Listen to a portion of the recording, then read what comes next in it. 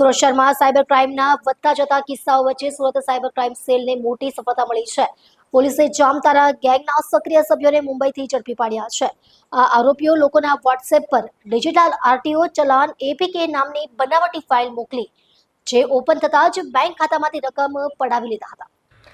Police સૂત્રો પાસેથી મળતી માહિતી મુજબ ફરિયાદીના વોટ્સએપ પર એક બોગસ અને બનાવટી એપીકે ફાઇલ આવી હતી. ફરિયાદીએ આ ફાઇલ ઓપન કરતા જ તેમની જાણ બહાર 30 ડિસેમ્બર 2025ના રોજ તેમના HDFC બેંક ખાતામાંથી 9,60,000ની મોટી રકમ ટ્રાન્સફર કરી લેવામાં આવી હતી.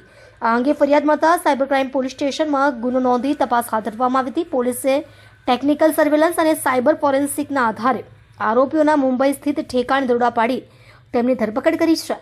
આ ગેંગ અનેક રાજ્યોમાં આ રીતે લોકોને છેતરી ચૂકી છે. પોલીસે લોકોને અપીલ કરી છે કે કોઈ પણ અજાણી એપીકે ફાઇલ કે લિંક વોટ્સએપ પર આવે તો તેને ઓપન ન કરવી અને તરત જ સાયબર ક્રાઇમ હેલ્પલાઇન નંબર 1930 પર જાણ કરવી. ઓનલાઈન આરટીઓ એપીકે ફાઇલ મોકલી આ નાગરિકો સાથે છેતરપિંડી કરનાર જામતારા ગેંગની બે આરોપીઓને સુરત સાયબર ક્રાઇમ સેલ દ્વારા મુંબઈ ઘાટકોપર ઈસ્ટ વેસ્ટથી ઝડપી પાડવામાં આવ્યું છે.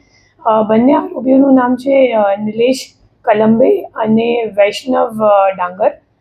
જે નિલેશ કલંબે છે એ પોતે રિક્ષા ડ્રાઈવર છે અને જે વૈષ્ણવ ડાંગર છે એ 18 વર્ષનો છોકરો છે જે હાલ અભ્યાસ કરે છે અને નિલેશના છોકરાનું ભાઈબંધ છે.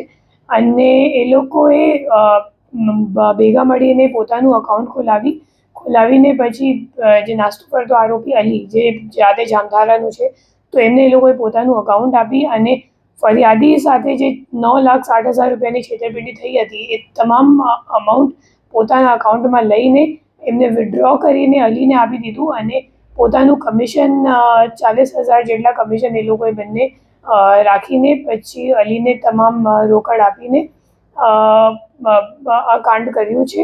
અને હાલ આપણી તપાસ જામતારાની ગેંગના જે અન્ય આરોપીઓ છે એમને પકડવા માટેની ચાલુ